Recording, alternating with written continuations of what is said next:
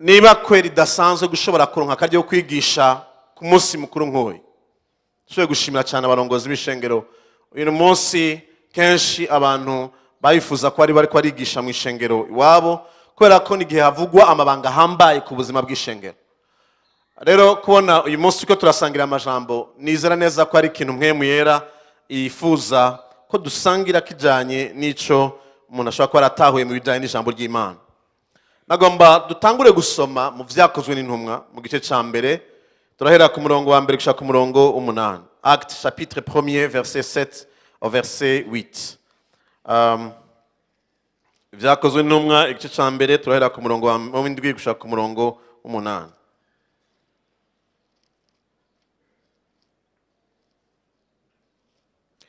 Arabango arabishura uni Yesu arabishura ati si vyanyu kumenya iminsi canke ibihe data yashinze n'ububasha bwiwe wenyene, ngo ariko muzohabwa ubushobozi Mpwemu Yera niyabazako, muzoba ivyabona vyo kunshingira intahe i Yerusalemu, i Yudaya n'i Samariya no gushika ku mpera y'isi. Icigwa tugiye kwiga muri kino gitondo ni icigwa kituzana gutahura ngo Mpwemu Yera yaduhaye ubushobozi, canke ku bwa Mpwemu Yera twaronse ubushobozi. Haleluya, haleluya, haleluya. Dasubira mu murongo 8. Tujane neza. Ariko muzohabwa ubushobozi. Iri ni isezerano ry'umwami wacu Yesu Kristo. Ngo ariko muzohabwa ubushobozi. Ikibazo ca mbere cyantangura kwibaza bizogenda gute? Ngo muzohabwa ubushobozi.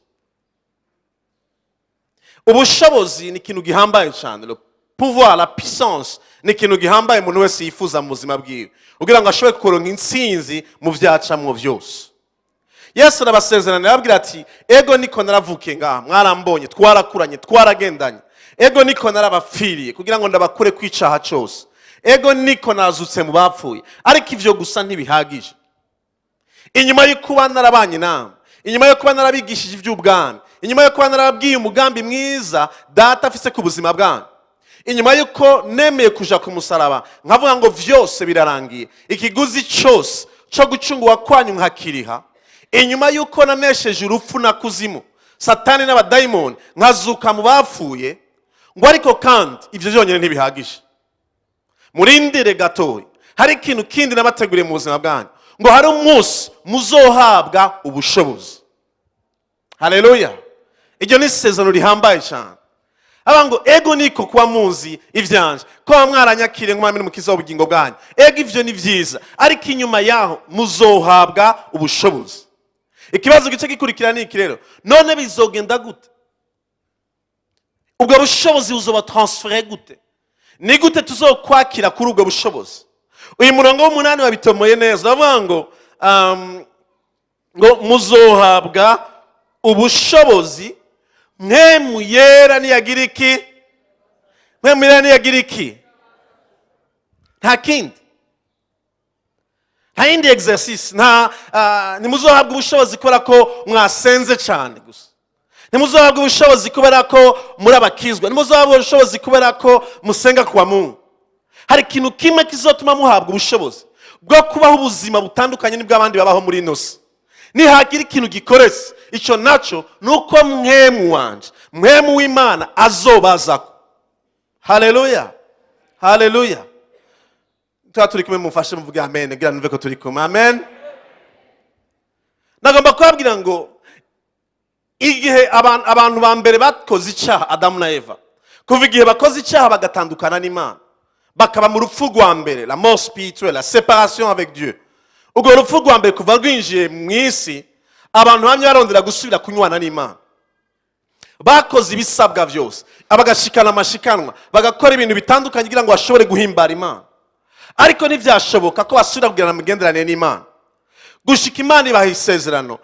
Esaya arabivuga imyaka 700 imbere y'uko Yesu Kristo avuka, aravuga ngo hazovuka umwana, ngo azoba afise ubutware ku bitugu vyiwe, ngo azoba gitangaza, umukama w'amahoro. Aravuga amajambo menshi ababwira kuri Messi yagiye kuzoza. Bose baritega ku munsi umwe Messi azoza. Mesiya baritega ku munsi umwe azovuka. Ariko kubera ko mu mico y'abaryo batari biteze ko bizogenda nkuko vyagenze, igihe yavutse ntibavyakira.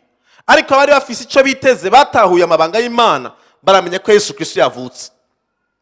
Yesu Kristo aravuka, avukira i Betelehemu, arakura mu Bwisirayeli, avukira kwa Mariya na Yosefu. Yari Imana 100%, akaba umuntu 100%. Bari data turarimba ngaha twazibutse mu gitondo tuje gutazira umuntu witwa Yesu. Ariko twebwe nuko tumuzi inyuma yo kuzuka.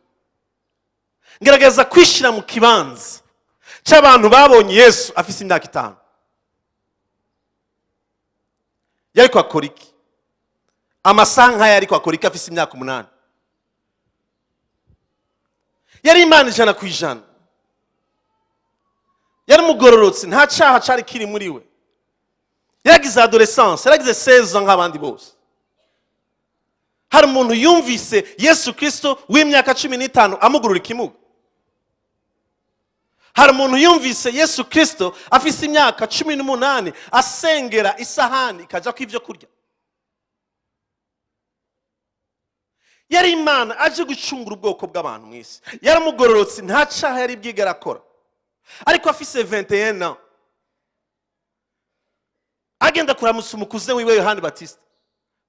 Agenda kugendera abandi bantu muri quartier, abaza atwara imbaho, atwara intebe kuzigurisha. Afise 23 ans. Hari inkuru yindi muzi kuri uyo muntu? Mwibaza ko bamuririmbira ngo haleluya, Ozana, uri gitangaza. Yari umunyabyaha, ntiyari umunyabyaha. Yari Imana, yari Imana. Nta n'umunsi n'umwe twumva umuntu wo muri famiye yagwaye. Yesu Kristo afise imyaka 24 aragenda amusengera akira.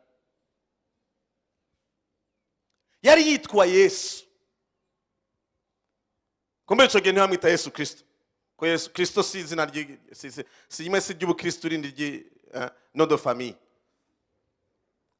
À l'époque ico gihe ntibamwita Yesu Kristo. Ivyo vyaje nyuma yo guhishurirwa murabizi. Ariko aramuzi nka Yesu, bari bamuzi muri quartier. Ariko gute umuntu nyene icubara cyose, jambo rizima w'Imana, uwavuye mu ijuru, umuremyi w'ibintu byose, ashobora kumara imyaka 29 aba muri quartier nk'abandi bose? Arya mu gitanda nk'abandi, ahagenda hamwe n'abandi, ntihagire umuntu n'umwe amuromaraka, nta n'igikorane yigeze agira. Afise 28 ans. Abakozi Imana bangahe tuzi ngaha bahagarara ngaha bafise imyaka 23 bagasengera abantu bagakogwako. Yesu Kristo imyaka 23 nta gikorana na kimwe yakoze. Yaragenda mu sinagogue nk'abandi akicarana hamwe n'abandi. Il était là. Il était un enfant de Dieu. C'est lui l'alpha et l'oméga. Ntiyari bwe ntigeze ahinduka, ari wa wundi nyene. Yari yambaye umubiri aciye bugufi ari ngaha mwisi. Ariko yari umuntu ordinaire comme les autres. Iyo tubonye umuntu akwije imyaka 30 muri quartier, cyane cyane akiba muhira, haba ari kibazo.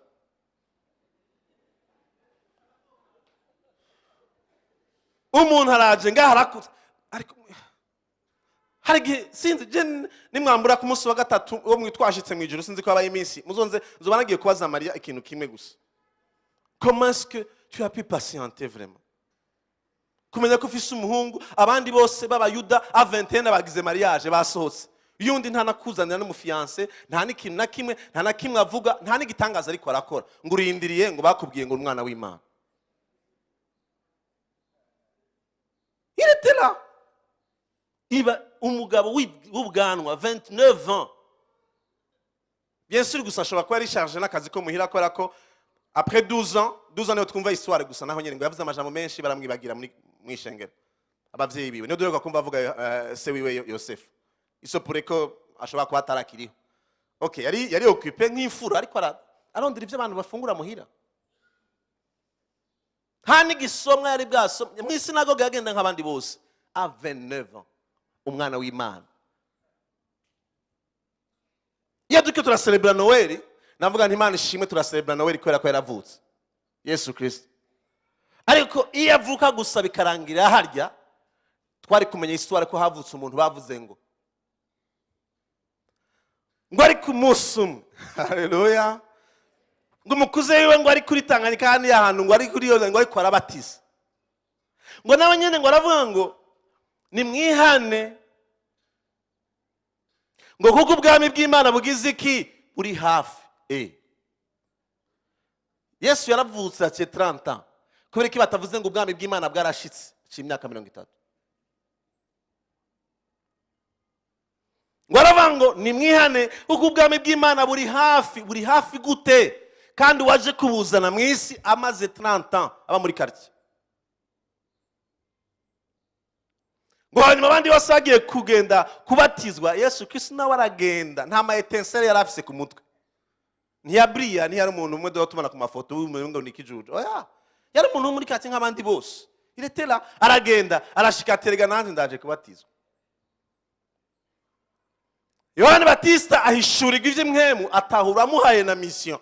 Aravuga ati finalement ntibikwiye ko mfungura n'ibirata. Aramuvugishwa ko hanyuma aravuga ati karibu ushitse ivyagezwe vyose. Ngo maze aragenda muri Yoda arabatizwa. Ngo maze kubatizwa avuye mu mazi ngo ubushobozi haleluya tumufashe gukoma amashi bene data. Mwebwe mwari mwanje kuyabanira gato. Ngo amaze kubatizwa ngo haza igihinda ngo haza gisa n'inyuma kuri we ngo hanyuma humvikana ijwi rivuye mu ijuru ngo nguyu mwana wanje nkunda akampimba. Haleluya. Histoire y'umuntu yamfise 30 ans ordinaire muri quartier ibirahindutse. Ntiyarakijijwe oya yari umugororotsi n'imyaka 30 yari umugororotsi. Ntiyarabaye umwana w'Imana yari umwana w'Imana kuva akivukira mu isi. Mais il attendait la puissance. Yararindiriye la troisième personne de la Trinité. Ngo ubushobozi imanukira kuri we. Igitabo dufise ngaha ibitabo vyanditswe na Yohana na Luka na Mariko na Matayo vyanditswemwo umuntu amaze 3 ans yuzuye ubushobozi harimwo umurongo umwe gusa kumbura uvuga imyaka 30 yabayeho. Arabwira ati nimwanyizera muzovuka ubwa kabiri muzokizwa. C'est une chose et c'est une bonne chose. Muzobaho mwaravutse ubwa kabiri muri abana b'Imana muri vyaremwe bisa mufuye muzoja mu ijuru nivyo. Ariko kugira ngo mushobore kubaho ubuzima burengeye ubusanzwe bw'insinzi muri inisi mutegeza kurindira ubushobozi. Mpwemu Yera ni abaza. Arabwira ati ntimugende no gukora n'ibikorane nimutangure.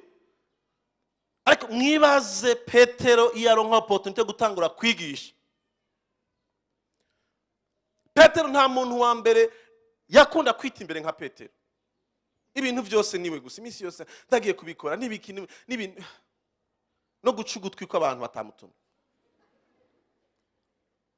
Ariko umunsi bafashe Yesu Kristo Petero yagendanye nawe. Yamubonye azura abapfuye, yamubonye akura ifaranga mu kanwa k'ifi, yamubonye akora ibitangaza. Hageze ko bamufata Petero nk'ubu umuntu bwiwe aravuga ngo sindamuzi.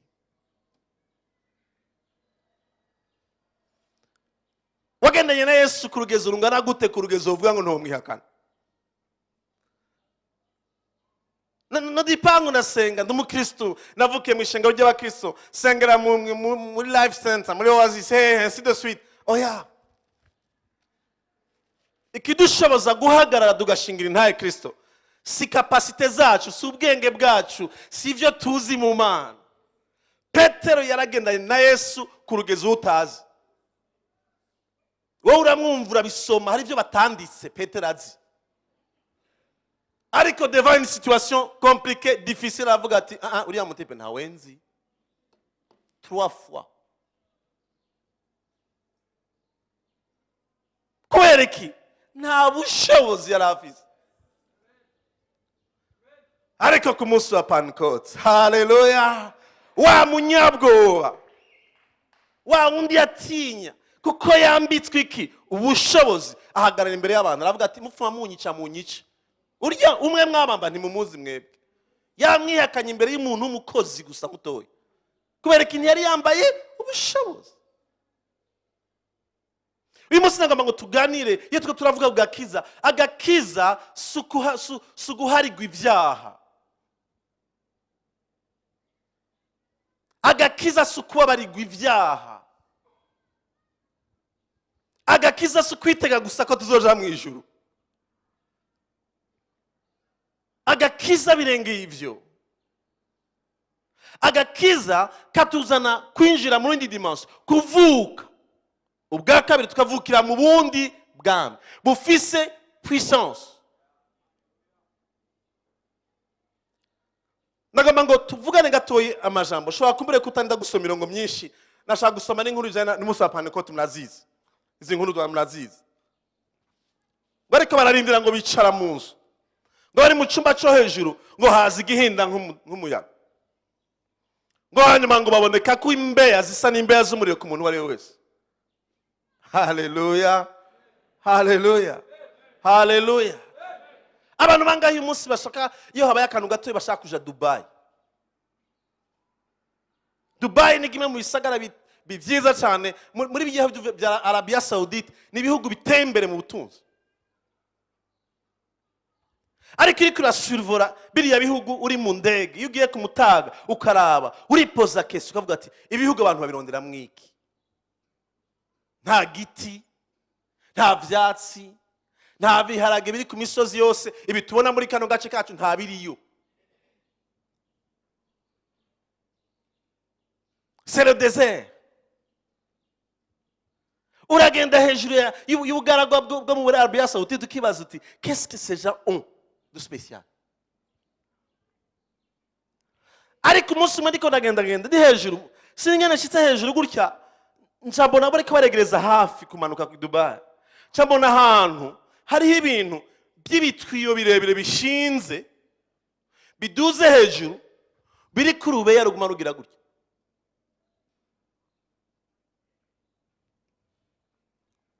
Nanze kwa vyumva ningoga. Biriya bihugu bitungishijwe n'ikintu kimwe. Nuko mu nda y'ibihugu vyabo harimwo matière, pétrole, nibatungishije mu buryo budasanzwe. Kugira ngo menye kwirimwo bagira tuyo bagashiraho akantu kakabeya gutya. Kagoma kerekana yuko ari ahantu bacukura ubutare. Uko mu nda yabo harimo ubutunzi butumye bijya bihugu bisuko bisa. Naho bitagira verdure nk'iyo dufise. Nzi ko ari abantu baturi kumwe muri kino gitondo. Ngo Mpwemu Yera arabaza ko ngo ntiyashima kuza nk'inuma. Ngo azana akantu kerekana ko indani ata abantu bazona umengo n'ubugarago, ariko hari akantu, hari ikintu indani muri mwebwe. Hari ubushobozi ndepoje indani muri mwebwe. Ndabaye source izotuma abantu bose babaza ko nkuko baje Dubai. Kwereka indani muri mwebwe hari mwiki ubusho. Sinzi ko turi kumwe muri kino gitondo. Ngo baboneka ko bafise kwimbeya z'umuriro. Ngo batangura kuba igitigita. Ngo batangura kumva batangwe kwiburuka izindi ndimisho. Ngo batangura kuvuga mu ndimi. Murazione data, dusigaye tugize amastile yo kuvuga mu ndimi gusa. C'est très facile. Quand tu es baptisé du Saint Esprit, parler en langue, c'est le minimum. Mugabo naho shira hijya ciyo. hanyuma bagashyiraho kajya kantu kerekana ko indani hari igitoro, hubutse igitoro kidasanzwe kingana gute. Ako ka beya nikazotungisha igihugu gushika kive mu nda y'isi, bagisohore bakidandaze, kibinyishiza ibibazo. Sinzi abantu tuko turajana abantu turi kumwe nka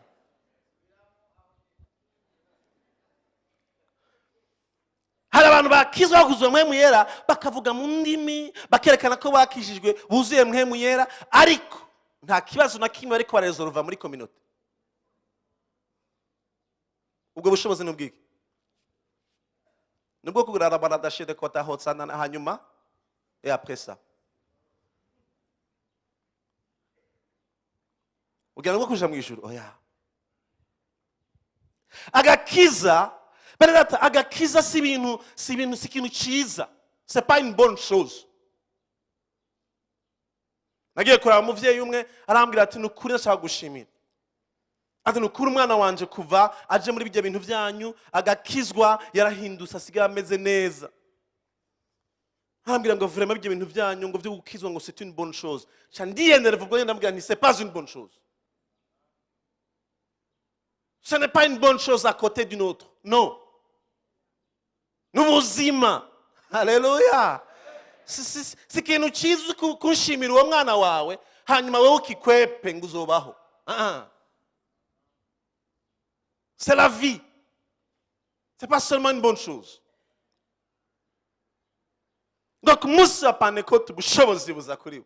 Ngo batangura kuvuga mu ndimi, batangura kuvugishwa, batangura kuvuga ubutumwa, abantu bongerwa kwishengera. Nagomba dusome murongo nshimikira ko cyane imbere yuko dufata umwanya wo gusenga. Nagomba tushe mu Efeso ngice cyambere. Ephésiens chapitre 1er verset 15. Turashaka gusoma mirongo mikeya gushaka kuri 23 ni waronka umwanya wo kwasoma hose. Icyate Paulo yandikiye abishengero ry'Efeso mu gice cyambere guhera ku murongo wa 15.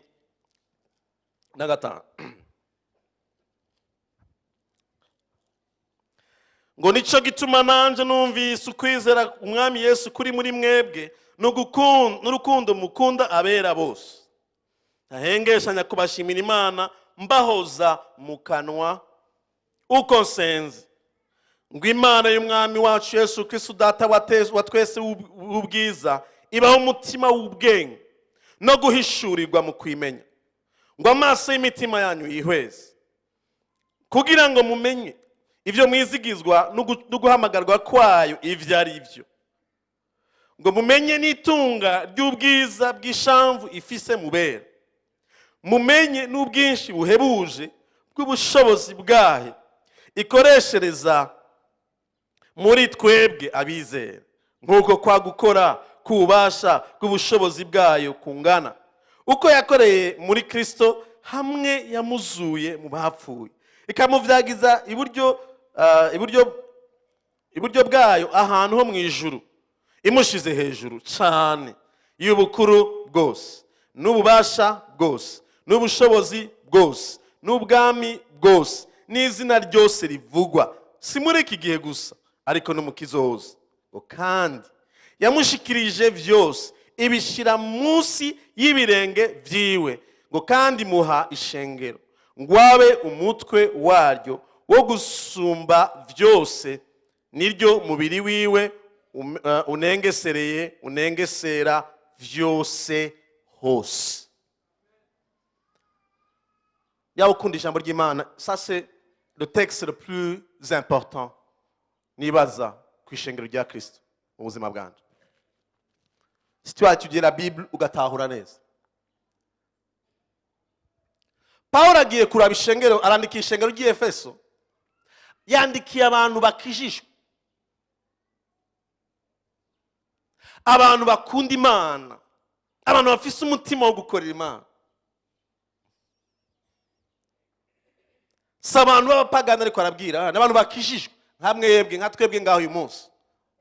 Arabandikira arabango maze kumva inkuru zanyu nagiye ku mavi mfata umwanya wo gusenga, ndasenga by'ukuri, ngo ndiko ndasenga sanga sinobasabira Imana ngo ibahe inyubako y'ishengero, sanga sinosaba imana ngo ibahe imiduga, sanga iby'ukuri byihutirwa sinosaba n'imana ngo ibahe amafaranga, sanga sinobasabira imana ngo ibahe amagara meza, sanga priorite y'isengesho ryanje ku bw'ishengero nigiyoba yuko baba abantu bafise ini structure iriho yubashwe ikomeye irimo amategeko ahambaye y'idini.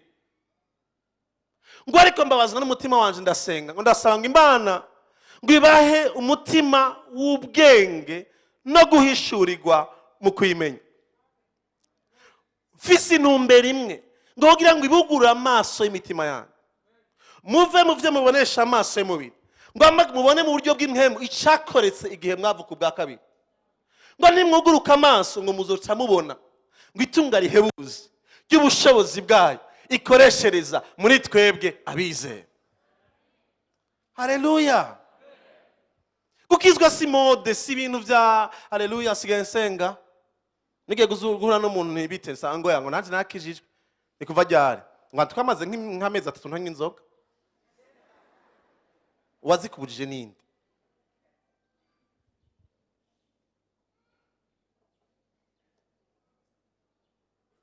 Umuntu umwe araza muri korale turafata turabandanya tukabona umenga arabimetrizanya, umunsi umwe sizingene tugiye kuganira gutya ndamupoza kese namaze wakijwe ryari? Je papa na mama na pastor nakuriye muri Sunday school, ivyo mu kabari no muri boîte ntavyo nigeze njamwe. Nakwaje ikibazo wakijijwe ryari? Undi muntu akaza kwipresenta mu gikorane bite n'amahoro ye witwa nde? Nitwa Dieudonné, ndakunda Imana cyane. Ero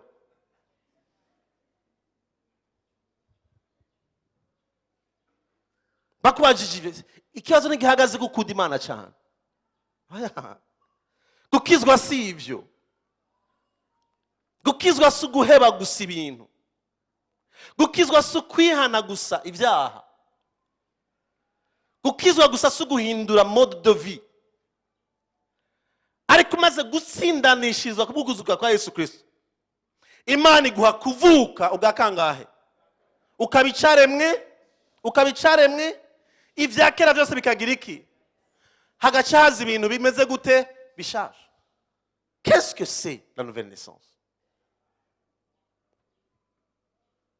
Nuko warameye ko wapfuye ku bwa kamere, ukemera ko Yesu Kristo yapfuye ku bwa bakazuka mu bapfuye kugira ngo gutsindanishirize, hanyuma ukagira n'isezerano nawe,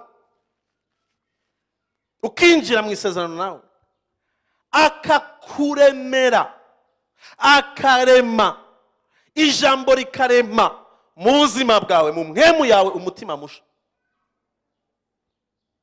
Haleluya. Kumbona umuntu y'ubwoba turi kumwe ni sawa? Kuvuka ubwa kabiri su kwihana ni intambuko ya mbere kuvuka ubwa kabiri. Nako nagenda ngaha ndavuye ndabihevye. C'est pas la conversion. La conversion ni intambuko yo kuvuka ubwa kabiri. No kuva mu bintu nahora ndi muri boîte nahora ndi mu kabare ndabivuyemo. Ça c'est une chose. Ivyo ari vy'Imana igusaba we gukora. Ariko iyo umaze kubikora kubwo kwizera, muri ujyanye mwanya nyene uzimbere ugatera intambuko yo kwizera, uraba justifié, uratsindanishirizwa.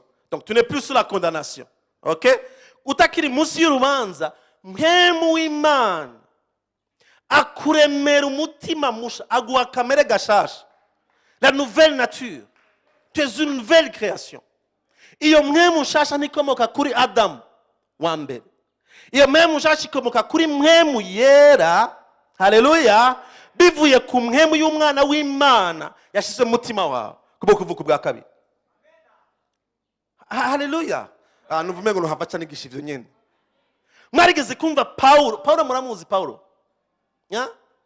Ku munsi wa kabiri mumbuzi mwijuru muzoze kudondera kwa Paulo. Sauli vraiment il m'impressionne. Mwe muramukunda cyane, umutipe wa bien, ariko muraza amagafe yakoze. Muraza ko Imana yishingene bangana. Sauli yari umesha, mubi cyane. Kuryo nigihe hakizwa intumwa zaragize ingorane bya vrai igihe Imana ibyatigenda mu mubwire ubutumwa ahubwo ati inde we ntumuzi Imana wewe. Uraza amagafe yakoze. Amaze kubicaremwe gisha. Langage style de vie ubuzima bwiwe byari totalement différent na Sawuli. Pourquoi?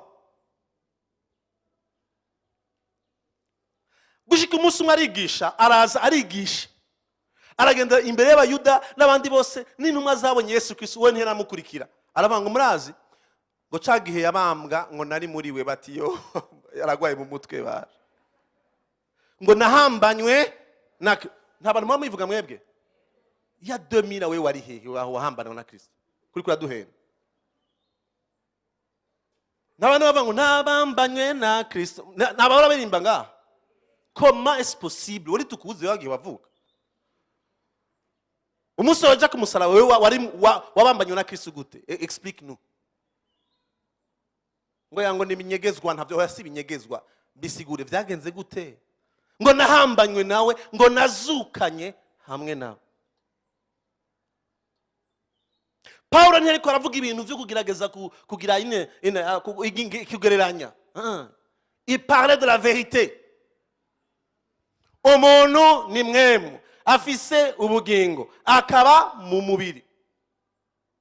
Un être humain est un esprit. Il possède une âme et il vit dans un corps. L'être réel que nous sommes, tuvuye muri uyu mubiri batwara kumanda, nuko umuntu w'ukuri agenda imbere y'Imana. Paulo avuga ati mwemera abantu ndabubasi notanga example nawe nyene. Hari ibintu mwemera mgenda babwire sinzi ko nimutavyumva si jewe niwe ambariye ngo ndababwire. Ngo mwese muratunza amatelefone mobile murafise. Muri telefone hariho carte SIM, harimo carte mail, hariho na housing. Sivyo? Dufata ko carte SIM ari mwemu, mufate carte mail mushe ko ari âme ubugingo, hama mufite housing yanditse ko Samsung canke Nokia je ne sais pas quoi. Iyo umuntu agiye akagira carte SIM ibikaba bloqué canke akava mu kindi gihugu arimo carte SIM da function, iyo arondeye kuja ku murongo ahindura housing, carte mail canke carte SIM.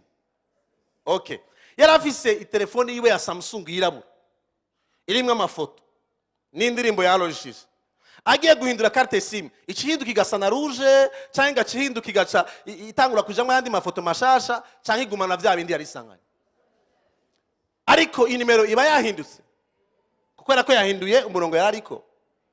Uko nahura sasa amanimero yacu ntari mu telefone murabizi, n'amayinite ntaja muri carte SIM. Nico gituma ko ivyo telefone imwe amayinite ukagura ya carte SIM nyene usanga amayinite arimo. Mwari mubizi kubera ko ijya ni identité gusa, mugabo identité yawe ya vrai iri mu kintu bita serveur. Abantu muri connect nareho nabande mu mfashe nganda limité biri muri serveur. Sasa rero identité yawe iyo ufise carte SIM itangurwa na 60 combien, urazi ko identité yawe iri muri limité, sivyo? Ni atangwa na 76 urazi ko identité yawe iri muri Econet. Ariko iyo uri kuraba telefone ntagihinduka.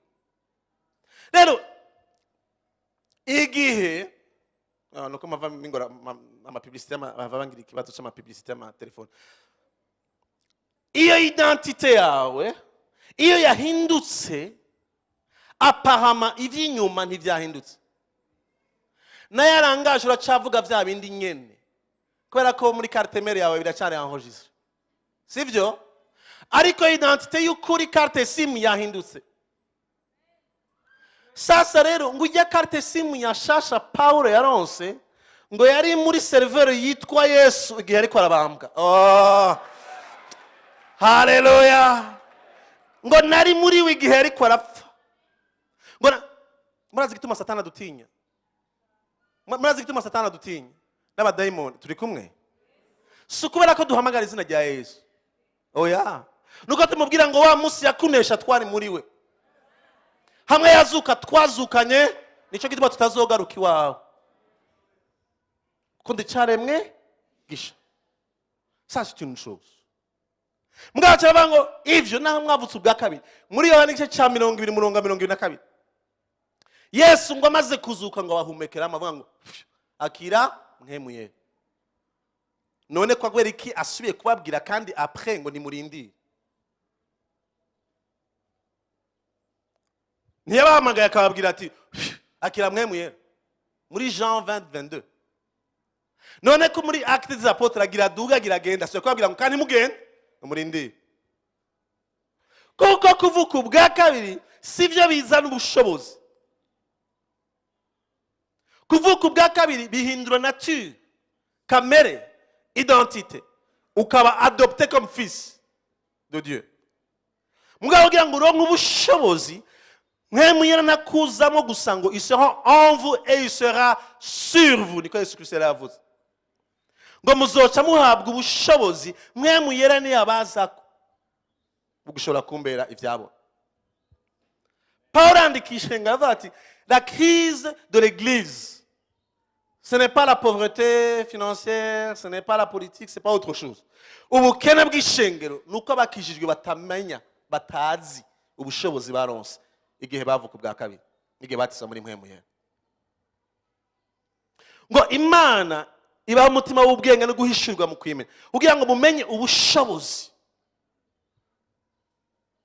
Acarabandana avuga ngo ubwo bushobozi muri bwo bwatumye azuka mu bapfuye. Haleluya, haleluya. Ngo hari ahantu nasomye muri Bibiliya, sinzi ko musoma Bibiliya, muramufata mwami mugasoma Bibiliya. Yesu yavuze ngo ijambo ry'Imana ni nk'umukate. Murakunda umukate, muramufunga umukate bamwe bamwe canke yari batawukunda. Hari igihe nigeze kuba mba ngaha inyuma mu gashambrete ngaha vyarangora kuronka umukate vena naho mu gashambrete ngaha aha inyuma nari natembere naronse agashambrete ava yaho vyari bigoye cyane sino bivuga. Hanyuma hari igihe naronka 350 hari naho nandeko ari kwa mamande, hari ahantu hari giti wicara ugatanga 350 bakaguhinja zirimo no kanyama. Ça c'était extraordinaire. Hanyuma ukagenda ukaronka umukate ya pe France na yiga yose nayo gushaka kugura yose barakata barakugura warakata wa 50 harababizi ivyo ugacubita nakayiko kisukara ahantu bagushira mu gapapuro kavuye mu ikayi ugashuja mu cumba nabi aho rero naba nateye imbere kuko umva nararenganye urugezo wo kumara iminsi ine ntafungura ko vyaranshikiye cyane. Haza mvuye gusenga kwijabe natuga ngaha ugacubita nako kantu ukagenda ugafungura isengesho ry'umutima wavuga uti man umunsi umwe nobona ndari umukate usize beurre uriko confiture canke. Sasa ndakunda Yesu ngena avuga ngo ijambo n'umukate ko ari gihe so mu ijambo rimwe nkasanga n'umukate uriko beurre ushize ko na miere hejuru. Mwamaze kujya hari amaverse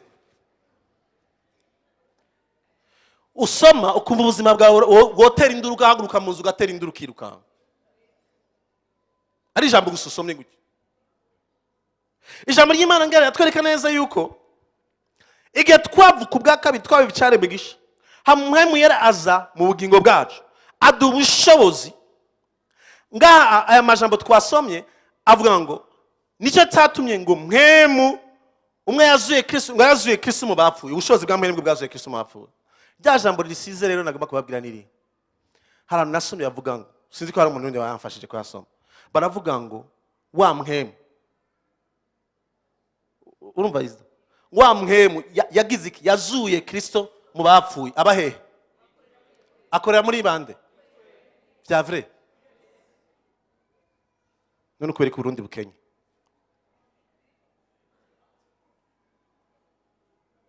ko abantu ibibazo bibamaze.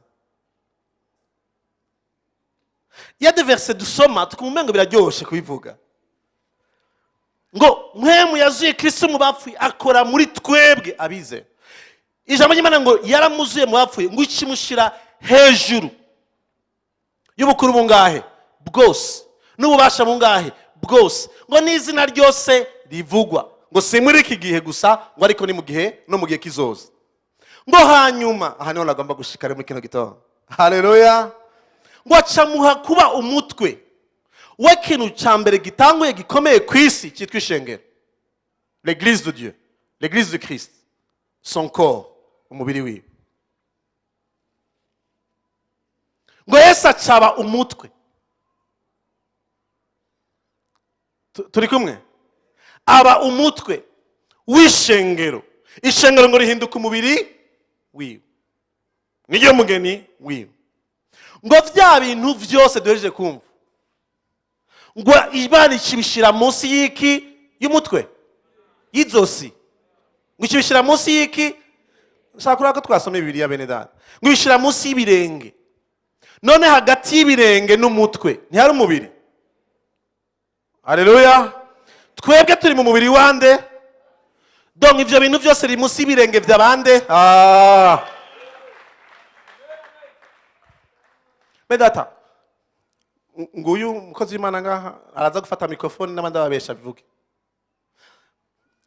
Naraye mu buzima ngira programme yo kuvuga ngo ico sigaranye kimwe ki cyo nshobora kumbaho nk'aba normal bien, kwa nahuye n'ibibazo ntagiraho ntaha, mvye bamwishe, ntagira iki byose ngaha maguma bangaha mbona ibintu byose sanga solution sigaranye umunsi umwe vendredi soir.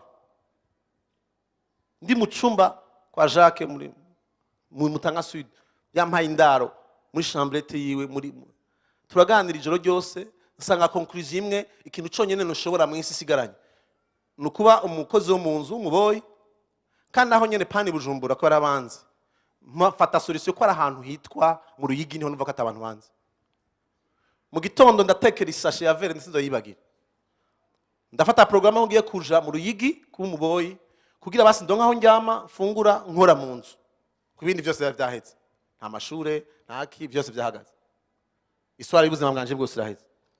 Ndararandira ijoro, mu gitondo samedi umuntu umwe ntanze kuvuga izina araza adodora, yaraye hejuru muri iyo bloke twabamwo, aradodora aza kundamutsa, ansanze aho asanga ndiko ndarira n'isashe, arambaza Dieudonné wabaye iki?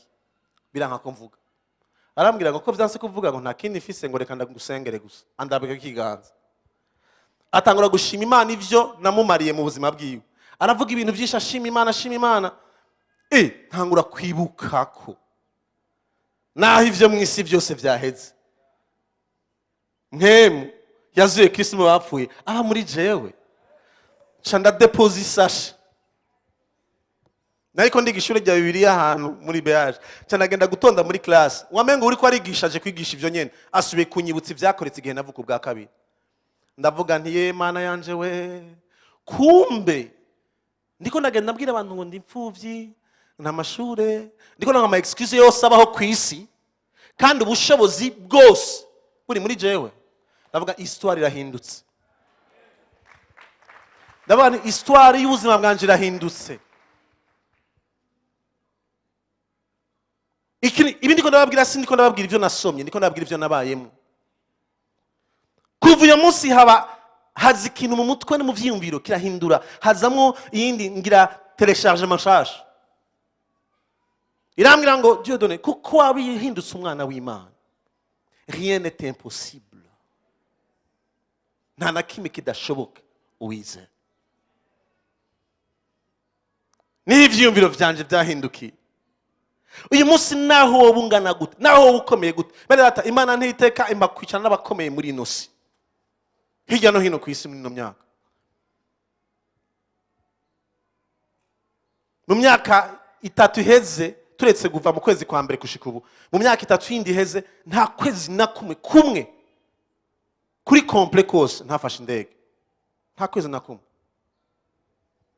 Ngenda hirya no hino ku isi mpura n'abantu bakomeye boroshe, yindi ko ndahura nabo, cyangwa ama opportunité kuvuga imbere y'abanyeshuri bakoma ku mashuri mu university, cyangwa ndiko ndahura n'abakomeye muri parlement z'ibihugu, yindi ko ntahura iki kintu kimwe, nuko kuko Kristo yamaze kuhinduka niwe vyose vyanje, niwe ndi muri we, kandi ko Mpwemu yamuzuye iba muri jewe, nta kintu na kimwe sur cette planète terre gishobora kunyimpression. Niko meze mu babarire ca ntaha. Abantu ejo hari abantu bariko barambaza, mwarabonye abana muri new generation bavuye gukina mu Burusiya babaye bagatatu, barambaza ngo none secret yabo bigenda gute batsinde. Nabwira nti je nabarereshije kubabwira ijambo rivuga ngo ko muri Kristo Yesu. Haleluya. Rien n'est impossible. Hakim. Nta yindi principe. Hari ivyo ntaratahura, ivyo ntarashikako, ariko ndazi ngo ubushobozi bwazuye Kristo mu bapfuye, bwa bundi bwatumye ava mu bapfuye, bushobora kuma opportunité yo gushobora gukora ivyo isi itari gushobora kubishoboza gukora. gukizwa si ibintu byo si modele gusa, si haleluya amen sigenza indirimbo. Umwe mukijwe mu gihe bisigaye bigezweho. Urabazwa kera tugikizwa twebwe waraja muri viru karondera ho nyigiza Bibiliya ukahabura. Ntibava kubaza ngo wahuye n'ihe ngorane.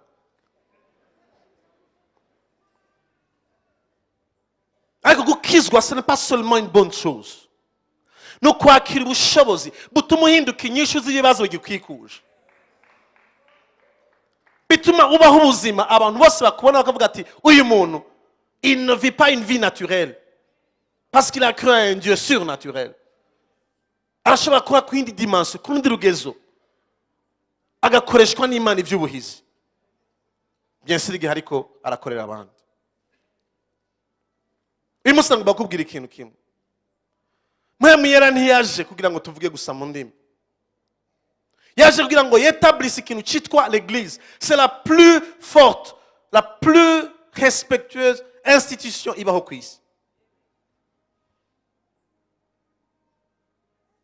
Hari igihe ndahashika nkanatinya kuvuga kubera ko iyo ndabivuze uko ndavyumva hano banashaka kugira ati uko ni kwishima. Umunsi umwe nigeze kwicara n'umukuru w'igihugu umwe, hanyuma twicaranye turavugana ariko namubwira ibintu mfise ibintu nashavuye cyane. Hanyuma tuvanye umuntu yareko arantwara modoka tugiye arambaza kibaza ati wumvise gute kwa mwicaranye muri babiri. Namubwira nti nzi ni kimwe, uyu munsi araryama neza. Kubera iki? Parce que yargiba ko igihugu ushobora kuhura n'iki n'umwana w'Imana. Umunsi araruhuka. Niko niyumvira mu mbabarira. Hari nje gituma bica bihindura ingene usenga. Muri bikingana twa dusenga mu Kamenge hariko haraba ibibazo hari ibugarama. Ugira uduge ufashe bus. Baca bahagara bagaca mutangura umwese, abayisilamu kwabo, abake bandi bo kwabo, hama n'abandi kwabo, bagasatanga gusenga, bagasenga kugira ngo tubave turengana. Maze kumenya amajambo cyane hindura ingene nsenga. Bahagaze bati dusenge, ndaca ntangura kuvuga nti Imana ndagushimiye. Ko uyu munsi abantu bose turi kumwe bashika kubera ko tujanye. Nuko nyine nibaza kuko hari ahantu nari narasomye bambarira ngo haleluya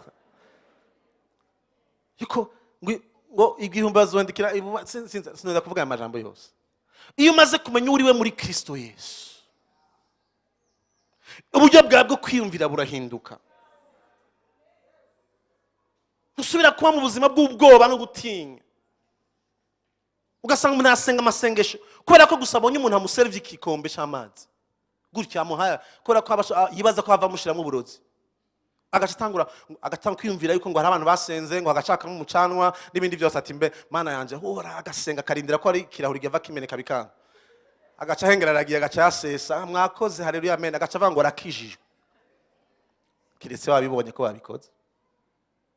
Ariko hari ahantu nasomye ngo muzonywa n'ikigiziki ngo ntacyo kizogira. Siko ijambo rivuga ngo muzosenda abadayimoni. Murazi ko ari abantu bakijwe mara imyaka 5 akijijwe ahamagara Yesu kwirukana abadayimoni. Inkuru itaryoshe ndabaza muri kino gitondo Yesu ntacirukana abadayimoni. Yesu ariko kwa yirukana abadayimoni yambaye umubiri nkanje ngaha mwisi. Pastor uraza gusigira iminota yo gukosora.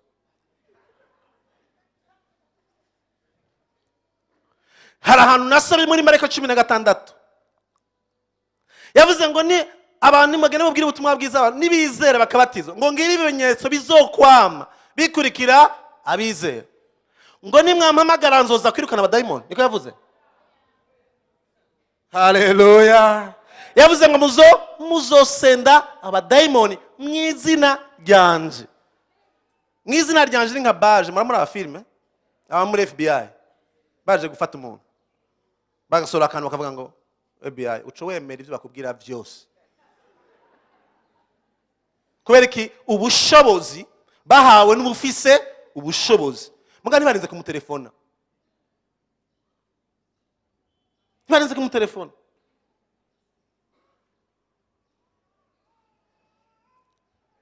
Iyo wizeye Kristo wakira ubushobozi ubicare migisha ukaronka ubushobozi buva ku Mana isumba byose. Iyo ijambo uvuze barakijwe n'iryo uhora uvuga utakijwe sico kimwe.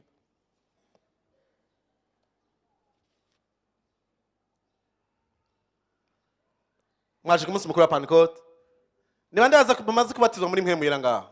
ni bande babatijwe muri Mpwemu Yera muvuga mu ndimi sha mufise oya amen. Ni bande bakijijwe bari ngaha? Wow, haleluya. Ni bande babatijwe mu mazi menshi? Wow, ni bande babatijwe muri Mpwemu Yera?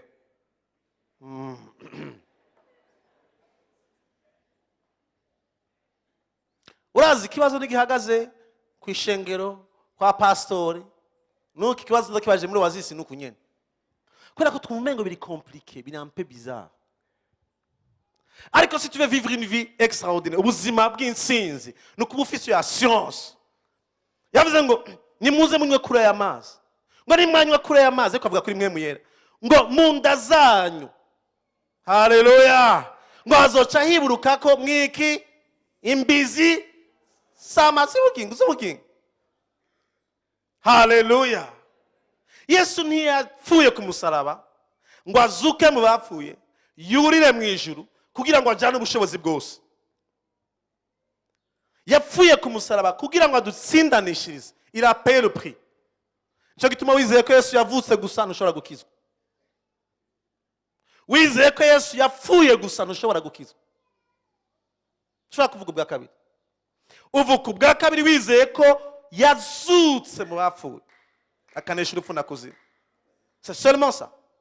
Si abantu benshi bizera ko yavutse ni benshi no wari ndumva tugira imisaha hano hose ku isi. Nabizera ko yababaje ku musaraba n'uyu munsi bamwe ugasanga baracabaza ko kibambye ku musaraba. Ariko kugira ngo uvuke ubwa kabiri nuko wizera ko yazutse mu bapfuye. Maze wizeye ko yazutse mu bapfuye ugashobora gutsindanishirizwa ugaca wakira ubushobozi bwo kuzuka hari mukagendera mu buzima bw'intsinzi. Bene data uyu munsi isi ngo n'ivyaremwe vyose Paulo arandika mu Baroma ngo biranihiminiha uvuga ngo birindiye guhishurwa kw'abana b'Imana. Toute la création attend avec un ardent désir la révélation des fils de Dieu. Iyo umuntu amaze kumenya uwari muri Kristo Yesu ivyo yaronse mu buryo bw'imwemu abikoresha mu buryo bugaragara akabinyishu zibaze mukikuje. Ndagomba kurangiriza kuri iki. Ndabibutsa yuko ishengero rya Kristo ishengero ry'Imana no kuvuga ngo ishengero rya Kristo ntiryamyeho ntiryari niho no mu gihe cya Yesu Kristo. Ishengero rya Kristo n'igihe Yesu ari ngaha ku isi ntiryari ririho. L'église de Christ n'était pas là. Nico gituma ubukristo si dini. Le christianisme ce n'est pas une religion. Oasis peut être une religion. Parce qu'il y a des lois. Hari amategeko ni dini ashaka kwidini ko amategeko twashizeho twebwe. Nico gituma ishengero rya Kristo si Oasis si Life Center. Si vivante. Murazi ko hari abantu bari ngaha mu ishengero bashaka kwicara ngaha mu ishengero batari mu ishengero rya Kristo. Kandi bazi indirimbo zose. Kandi bari en ordre na pastor ashobora kuba nabihindako. Mugabo batari muri ishengero rya Kristo kubera ko batinjiye mu mubiri wa Kristo kubwo kuvuka ubwa kabiri.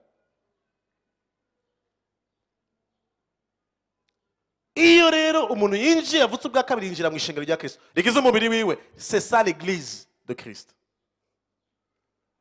Ubu turi mu ishengero rifatiye ahantu ngo iryo shengero niryo Imana yashizeho yetablishe kugira ngo ribe une institution ihindura ibintu n'uwo bakikuje. Niyo waravutse ubwa kabiri rero waninjiye dans l'église de Christ, le corps de Christ. Ivyizigiro vyawe biri muri Kristo Yesu. Iyo urondeye kumenya Mpwemu Yera mu buzima bwawe no kugira imigenderanire hamwe nawe agushoboza gukora ivyo Yesu Kristo yakoze muri cagihe amaze imyaka 3 pani bigiye imyaka 30 nibibiruta. Munsororere amen imwe gusa uti amen. Sije ndabivuze niwe yabivuze patron wacu grand frère.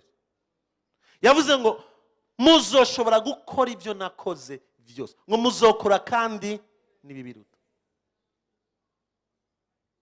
C'est une promesse. Ça nous appartient. None kubera iki mu buzima bwacu usanga hari ahantu tukinaniwe kubera ingene twiyumvira.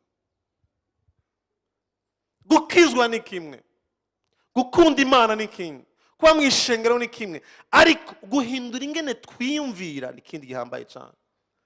Pawulo arandika ishengero ry'Iroma aravuga ngo ndabahanura mutange imibiri yanyu bimaze ibizima byera bihimbara Imana, ngo niyo kwikorera kwanyu kugira ikimaze, ngo nimwishushanye n'ivy'iki gihe. Mu Kirundi yavuga ukundi, avuga ngo yamara muhindurwe gose mugize imitima misha.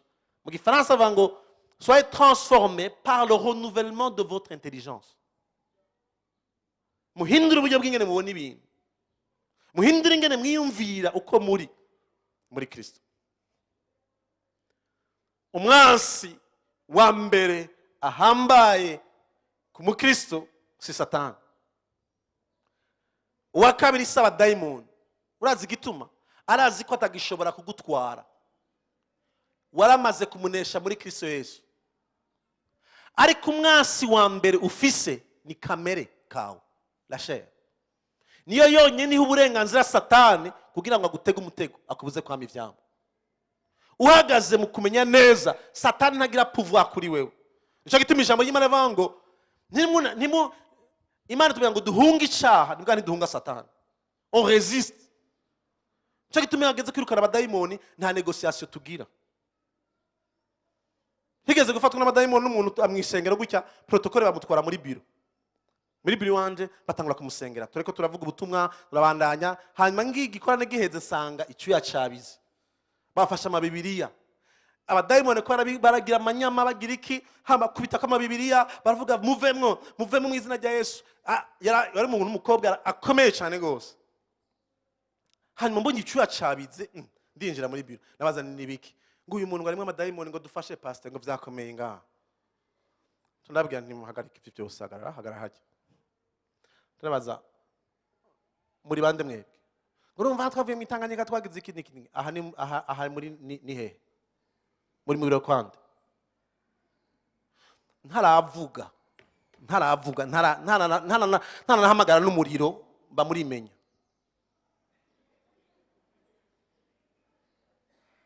Mwihenze kibanza. Nduru ubwo nyene ziramuvamwo umukobwa arabohoka. Kubera iki? Mu bintu byaneshejwe imbere y'ibindi byose n'abadayimoni hamwe na Satani. Umwami wacu yarabinesheje, byaraheze, byararangiye. Yaduhaye intsinzi, aduhindura abaruta kunesha twaninze kugwana. C'est pour ça que nous sommes plus que vainqueurs. Ariko uyu munsi abadayimoni baraza bakigira ibyo bigombeye ku buzima bwacu, bakaza kopresa ubuzima bwacu parce qu'on pense qu'ils sont puissants. Ariko iyo uzi neza ko uri muri wewe afise inkomezi kuruta uri mwisi. Iyo uzi ko Mpwemu yazuye Kristo mapfuye yaje muri wewe, iyo uzi ko Mpwemu Yera yaje ku munsi wa Pentecote kugira ngo aho ubushobozi ishengero, urahagarara wemye ugategeka ibigukikuje, ugahindura ama circonstances. Nanje ko nenda kuzana inkuru nziza, kubona warakijijwe, kubona warakiye Mpwemu Yera, wararonse ubushobozi.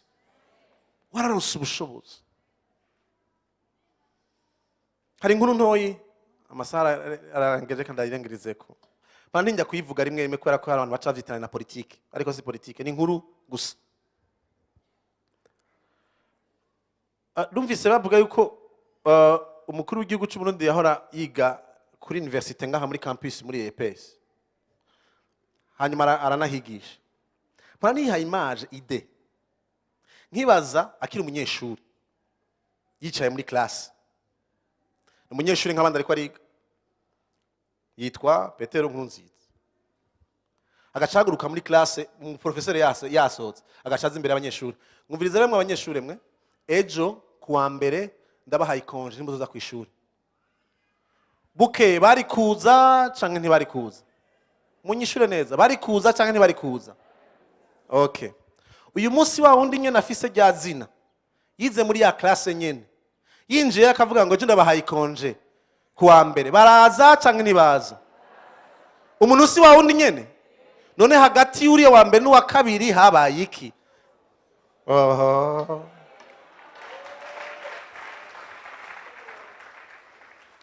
citwa Dieudonné ni wawe uniye muramuzi mwariganye mu ishuri waramuhana surno. Ariko hari ikintu utamenye, hari umunsi yahuye na Yesu Kristo aravuka ubwa kabiri, arafata idarapo ry'ijuru ararahira aravuga ati mbayicare mwigisha. Uyu munsi ijambo avuga ntirikiri rya rindi ryo kuri lise, kubera ko hagati yaho yararonse iki. Haleluya. Niyo warakiriye Kristo mukiza w'ubugingo bwawe wararonse iki? Ubushobozi. Est-ce que tu exerces cette autorité? Est-ce que tu exerces cette autorité? Ubwo abantu bakikubona nkuko bari bakuze muri quartier kera. Ubwo abantu barabona difference yuko wakije cyangwa utakije. Cyangwa usigaye gusura umuntu atwara Bibiliya cirabura kinini ya mu ntoke gusa. Mugabo mwahura n'ibibazo mukabibamwo cyo kimwe.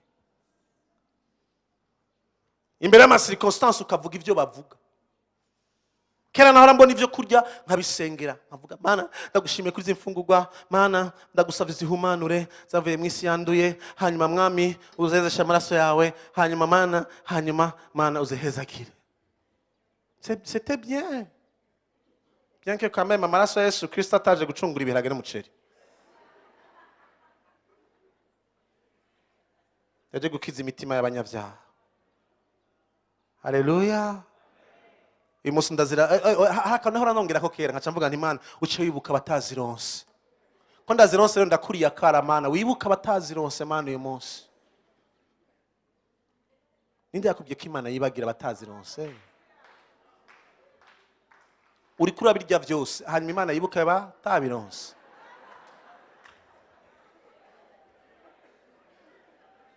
Imana yibagira ryari kan irindiriye wewe isani ishitse imbere ice yibuka ngo aranyibukije randi yakara rero ngira nibuka batabironse. Comme ça c'est la religion.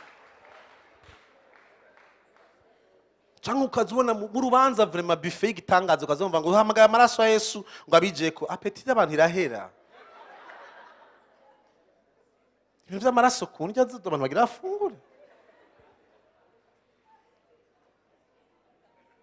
Kubera iki idini mugenzo ariko uyu munsi ndazibona ndavuga nti Imana ndagushimiye kubwiza imfungugo. Ndazihezagiye mu izina ryawe ushoboze kugaburira abatagira icyo bafungura. Kuva umunsi natangiye gusenga iryo sengesho nta munsi mfungura hari munsi y'abantu 100 basi bafunguye kubera ko nakoze. Ariko mwisenga rya rindi ryo ko Imana ibibuka n'ivyo wanje narabibura.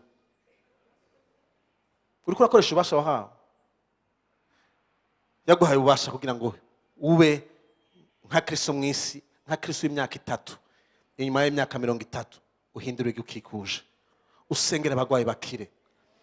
Ntiyavuze abapastori oya ugwize abatagira ivyo bafungura bagwirize nkuko yabigwiza. Ukora ibitangaza wirukana abadayimoni ko baraoppressa abantu babuza gutera imbere. Ukora ico cyose ube mu gishingo cake so ngaha muri inosi. Ubivuge gusa ko bikora mu izina ryiwe kuko bara ko bararonse ubushobozi. Dufata umwanya gusenga.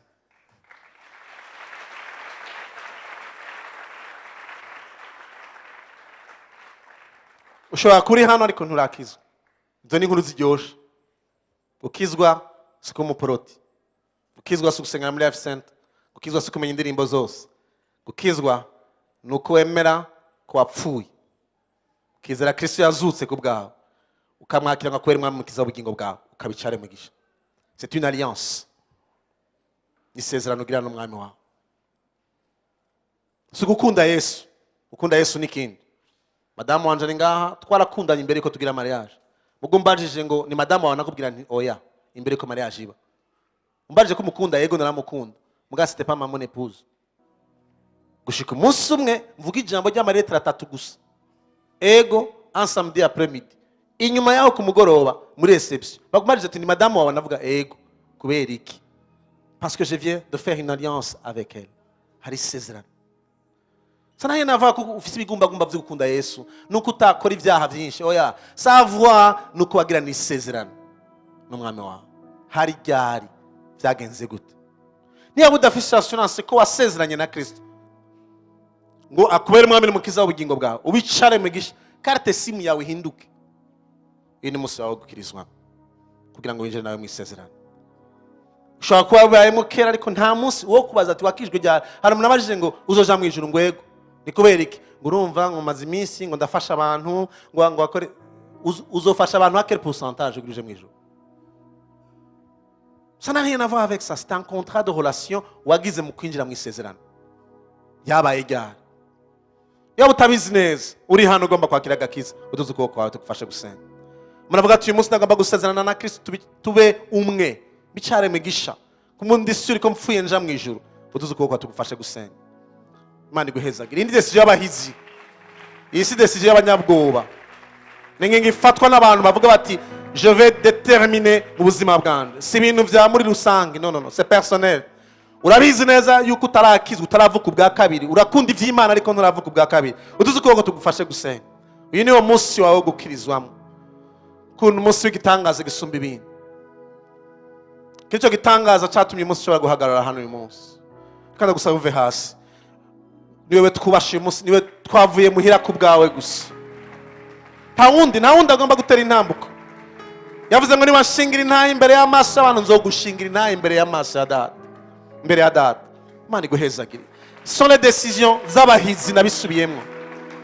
Si bintu, c'est pas du spectacle. Mutera intambuko ndabasengera. Nta wundi akiri mu kibanza uravyumva mu nda yawe utari sure ko kijwe urabizi. Aba ni question ngo bahava bamvuga ko iki birabasha. C'est une relation personnelle avec Dieu. Nuko mamashi y'abakizwe utabizi ko kijijwe ndabigusavye. C'est pas une question ni décision isumba ijya mugira kuri mariage, isumba kurahira bakunomye kwa ministre, isumba ikindi cyaje cyose. Iyi ni décision de question de vie ou de mort. Utateye intambuko yo kwizera, il ne verra pas le ciel. Ntazoba imbere y'Imana. Kora katashinga intaye Kristo. Kwa katizeye ko yavutse mu bapfuye. Ukiri mu kibanza turashaka kurindira imbere ko dusenga. Kasabe abantu bose mu bibanza muve hasi twubasha abantu. Hari abantu bahezagirwa wanye kimuga kimugurutse ariko kimugurutse kidakijijwe kizoja mu kuzimu muriro. Hari abantu bahezagirwa abadayimoni bahunze ariko abadayimoni bashaka kuvamwo udakijijwe ntuzobona ijuru. Reka dusenge mwe muri hano.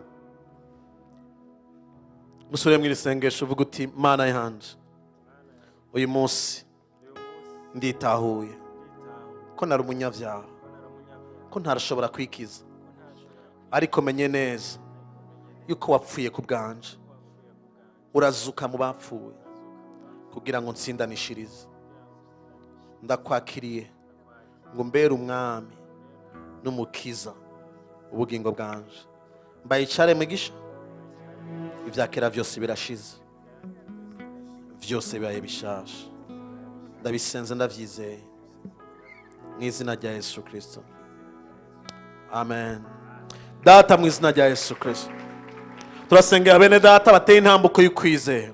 Mwami turazi ko ukwizera ko dushikana kugakiza ntigushikira ari bo bose ariko kuvana no gutahura ijambo ryawe kandi duhishuriwe na Mpwemu Yera ko bumviye ijwi ryo mu mutima bagatera intambuko ukaduha kubona kino gitangaza gisumba ibindi bitangaza byose. Turabigushimiye, turabahezagiye, bakomere, bakure, bakubahe, baguhesha icubahiro maze bazokwama ivyama bishingira intahe izina ryawe. Tubisenze mu izina rya Yesu Kristo umwami wacu.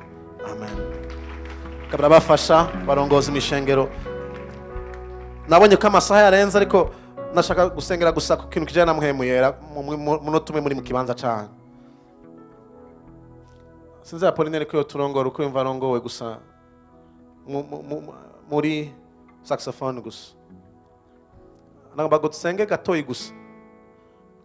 Kwakira ubushobozi bwa Mpwemu Yera si ibintu bya ngo ndaza kumva ikintu kigize ngo hanyuma ntangora kuvuga mu ndimi oya. No kwizera gusa. Si ibintu bya oya. C'était pour toi. Yapfuye ku bwawe. Niba utarakira ubushobozi ngo muzohabwa ubushobozi. Mpwemu Yera yabazako pana kubera ko maze imishimishimo gakiza. Mpwemu Yera yabazako. Niba ufise inyota yo kwakira ubushobozi bwa Mpwemu Yera n'umubatizo wa Mpwemu Yera, reka uri mu kibanza cyawe utega ibiganza byawe ugaye amaso yawe gusa. Mugihe Apolinere turongora gatoye na saxophone gusa ndagenda gufata umwanya wo gusenga. Hanyuma Mpwemu Yera akora ikintu kidasanzwe ku buzima bwawe. Amaze kubatizwa muri Mpwemu Yera mutangure gusenga mu rurimi mutumvikana. Ntimusenge mu ndimi zumvikana, utangure gusenga en langue. Prie en langue. Ko amaze kwakira umubatizo. Kugira ngo abandi nabo babe muri atmosphère de recevoir la puissance. Oradahira kosa.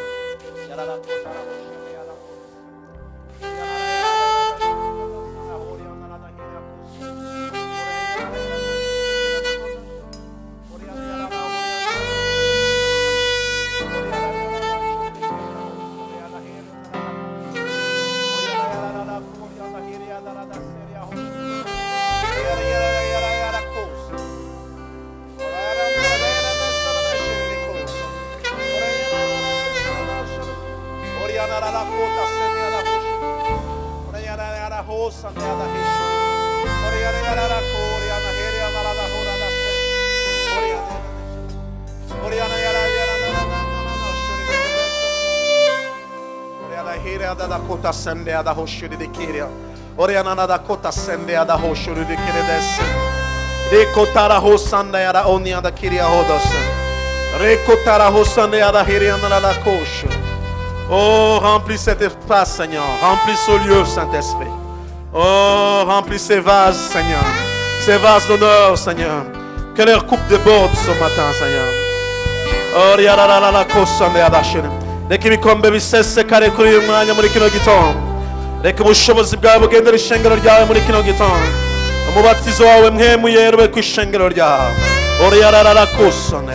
Reko tarahosane arahoshe. Yeko tarahosane arahoshe rikedasan. Oriyarara hiriyana kusa. Oh, reka imbizi amazi y'ubugingo zitangure kwiburuka. Oh, ubuzima butangure gutemba muri kino kibanza. Oh, ubuzima butangure gutemba muri kino kibanza. Ubuzima butangure gutemba muri kino kimanza. Ubuzima butangure gutemba muri kino kimanza. Ori yarakosana. Ori yarakosha rarahose. Umuriro wawe Mpwemu Yera. Umuriro wawe Mpwemu Yera. Utongora iki cyose kitari cawe. Ariko ivyawe bikayangana biboneke muri kino gitondo. Oh, dasenga ishengero ryawe. Une expérience nouvelle, Seigneur. Une expérience nouvelle, Seigneur. Un rafraîchissement, Seigneur. Un vin nouveau, Seigneur. Ori yarakoshe rekotara horia. Rekotara hosanda yara oshodeke. Yere rekoria na here anarada sen. Ori anarada la koria na sen. Rekotara hosanda yara hoshe. Yera hoda sende. Rekotara hoseria. Rekotara horia anarada sen. Yere rekoria da sen. Akire ubushobozi bwa Mpwemu Yera. Akire ubushobozi bwa Mpwemu Yera. Akire kuvuga mu rurimi rutumvikana. Akire kuvuga mu rurimi rushasha. Akira reka ayo mose uzatembe nta kibazo. Urayarahira anarada sende. Urayarahira hoda sende. Ivyo wumva mu nda yawe mureke niwe ariko arakora ikintu gishasha. Ariko arakora ikintu gishasha. Ariko arakuzuza. Igikombe cyawe kirasesekara muri kino gitondo. Ubuzima bwawe ntibuzosubira kubuko bwari busanzwe. Oyarahori anarada kia sende. Rekotara hosanda. Ori anarada hiri adasere akoshere. Rekotara hoda sanda. Yes, davantage Saint-Esprit, davantage Saint-Esprit. Remplis Saint-Esprit, remplis Saint-Esprit. Que ça déborde ce matin, que ça déborde son lieu. Oriarahira kosene, rakotarahiri anarada kiria hosere, rekotarahoda yarada sene, orianarahiri anarada sene. Une puissante onction, Seigneur. Une nouvelle mesure d'onction, Seigneur. Orianahira kosene adahiri adahorian. Orianayarada koto seria hosere. Yes, Lord. Urakoze Mpwemu. Oriana hiya kosan. Yere kotara hosan. Abari kumva ibintu mu birenge byawe wihangana ariko arakora ikintu. Bumva ibintu mengo ni mucanwa mu birenge wihangana. Nabandi bumva ibintu mu biganza mengo ni mucanwa wihangana ariko arakora ikintu muri wewe. Ariko aratransforma ubuzima bwawe. Ariko arakujana ku rundi rugezo, ku yindi dimension. Ariko arakuzana gutahura ibirenge bisanzwe. Abandi murabona iyerekwa rishasha. Murabona une vision mu buzima bwawe. Une précision claire. Les choses vont être claires. Biratangura kuba ibitomboye mu maso yawe. Amaso y'imitima ariko aruguruka kuri uyu mwanya. Oh, kugira ngo mushobore kubona ivyo mwizigizwa no guhamagarwa kwayo ko ingene bingana. Ori yarahira koto sende adahoshe. Wari wacitse intege urongo bw'inkomezi muri kino gitondo. Narugwaye ntuza gusubira kumva uburemere bw'ingwara ukundi.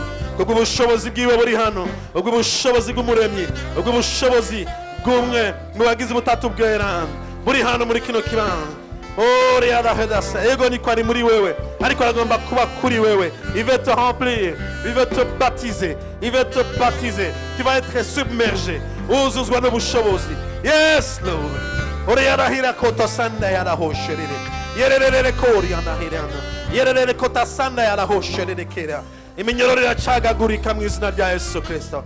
Ivyari bimeze nk'ibisengesenge byari biri mu buzima bwawe, byakubuza kugira accès kuri heritage yawe irakorowe mu izina rya Yesu Kristo. Oh, ibyo byari byaragaragaje kuza entre toi et ta promesse, bikwereka ko riri kure kandi ritari kure. Icyo kikota ca Yeriko, iyo mur de Jericho yari hagati yawe n'isezerano ryawe, navuze ngo ikubiswe hasi ubunyene mu izina rya Yesu Kristo. Wari hafi yawe, wari hafi. Ntacyo bitwaye Yosefu ko ari ku minota yawe ya nyuma yo muri prison, ariko mu kanya ugenda guhinduka ukomeye, kubwo guhindurwa gatoyi, kubwo kwitaba gusa, kubwo kumvira hari hasigaye gatoyi.